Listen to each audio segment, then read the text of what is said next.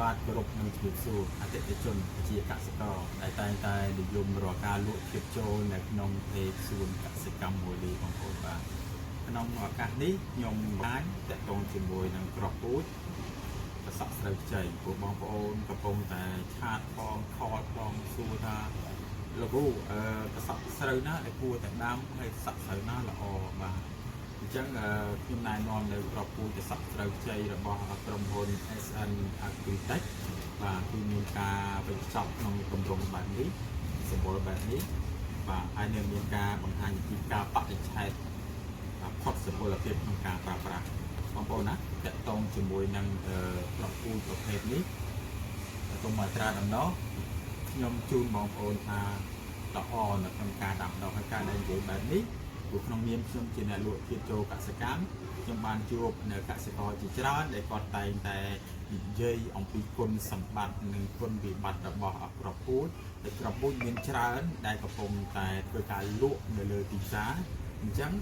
ពេលណាដែលគាត់យកក្របពូជក្របពូជខទៅដាំគាត់ប្រកាសជានឹង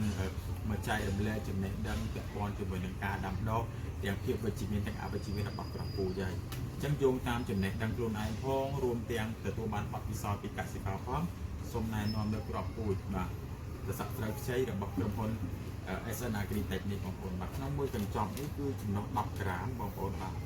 10ក្រាមហើយលើកសម្បកនៃការវេចខ្ចប់ទាក់ទងជាមួយនឹងអត្រាដំណោះរហូតដល់